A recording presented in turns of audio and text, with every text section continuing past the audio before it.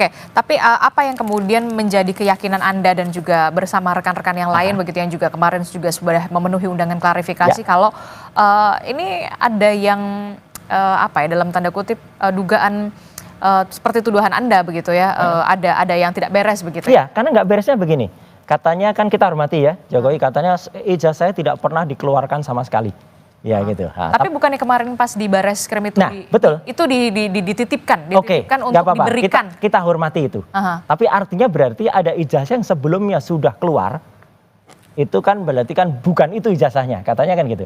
Oke. Nah, berarti ijazah yang pernah ditunjukkan oleh salah seorang kader partai, ya, itulah seharusnya justru terlapor. Dia harusnya disebut membuang hoax ya gitu atau kemudian menyampaikan hoax. Karena apa? Karena jelas betul yang dia sampaikan ini biar nggak ribut atau biar tenang lebarannya. Waktu itu tanggal 1 April dia bilang inilah yang asli.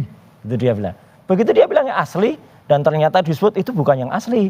Dr. Rismond, Dr. Roy, Dr. Tifa menganalisis yang salah. Lah berarti orang yang memastikan yang itu yang asli itu harusnya diperiksa dulu. Dan dialah sebenarnya bisa kena di dalam pasal 32 dan 35 Undang-Undang ITE. Kami ini kan tidak melakukan apapun terhadap ijazah itu. Tidak menambah, tidak mengubah, nggak nambahin kacamata gitu ya. Kemudian tidak mengubah font gitu ya. Nah, tapi kalau pasal itu ditancapkan, itu yang nanti mungkin harus dipertanyakan oleh semuanya gitu ya. Kenapa sebuah pasal yang harusnya dikenakan pada kader PSI itu, yang dia menampilkan, membuat asli sesuatu yang sebenarnya tidak asli, katanya begitu. Itulah yang malah tidak kena. Justru kita yang sama sekali kita tidak menyentuh alat bukti elektroniknya, itu mau dikenakan dan itu kan tujuannya agar sanksi pidana yang sangat gede gitu ya, 8 tahun, 12 tahun, itu bisa jadi alasan untuk nanti melakukan tindakan lebih jauh. Tapi nggak apa-apa lah, sekali lagi biar masyarakat melihat ini, jadi makanya saya datang, bahkan diundang Kompas TV pun pada saat-saat yang orang bilang, oh saatnya kritis banget mas, itu waktunya mepet gitu. Enggak, saya hormati media, seperti Kompas TV, dan juga media yang lain termasuk podcast, kayak podcast Sentana kemarin, dan podcast yang lain kayak Abraham Samad, podcast Diskursus, podcast Forum gitu ya. Untuk kemudian menyampaikan ini kepada masyarakat dan podcast-podcast ini adalah selaku pilar keempat dari demokrasi. Gitu. Mereka hanya menyampaikan informasi yang seharusnya diketahui oleh masyarakat, termasuk Bu Mega. Kalau Bu Mega misalnya tahu itu sudah ditayangkan, ya sudah selesai gitu loh. Tapi bagaimana respon Anda ketika kemarin adik ipar Jokowi kemudian membawa itu ke Bareskrim begitu, kemudian apakah Anda juga punya keyakinan kuat tentang apa yang sudah Anda katakan pada kita hormati semua. Jadi bahwa Pak Wahyudi atau siapa gitu namanya kemarin adik ipar atau adiknya Iriana itu bawa, meskipun itu agak lucu gitu. Artinya kan harusnya dia itu dipanggil gitu ya. Dipanggil kemudian ada proses penyitaan gitu. Ini kan kemarin hanya ditunjukkan ketika dia datang. Tapi oke lah, itu kita hormati semua. Kalau moga-moga tadi Bareskrim kemudian nanti dalam lapornya itu meneliti itu. Tapi menarik kemudian pendapat dari Prof. Hipnu juga gitu di Kompas beberapa waktu yang lalu. Kalau kemudian itu nanti akan disandingkan atau harus ada misalnya harus ada pembanding gitu.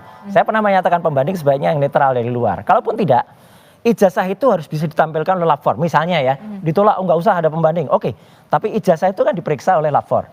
Supaya jelas, ijazah itu harus tampilkan. Kemudian keterangan dari lapor tidak boleh hanya berubah satu kalimat saja. Misalnya yang otentik atau identik. Mbak pernah nggak? Misalnya kita diperiksa kesehatan. Ya. Operasi dari lab manapun kan jelas misalnya SGPT berapa, SGOT berapa, jelas detail kan. Kan kita nggak mau terima aja misalnya Anda sehat gitu. Sehatnya kenapa gitu atau Anda kurang sehat. Nah itu jadi nanti terperinci. Harus terperinci kertasnya terbuat apa, nanti hasil carbon datingnya kayak apa. Tinta setidaknya ada 5 tinta di situ.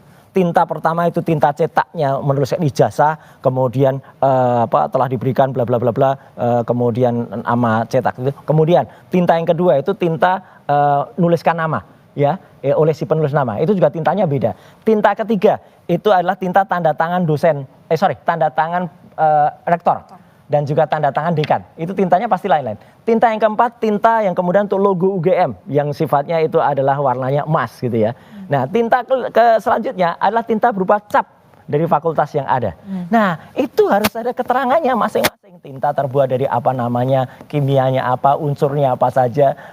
Kalau tidak serinci itu, ya kalau kemudian tidak ada pembanding, ya masyarakat akan menilai ini pemeriksaan lab 4 kok kayak gini gitu, kok abal-abal gitu loh. Tapi kalau itu ada, saya hormati lab 4 ya gitu, dan biarkan itu akan menjadi diskursus di masyarakat.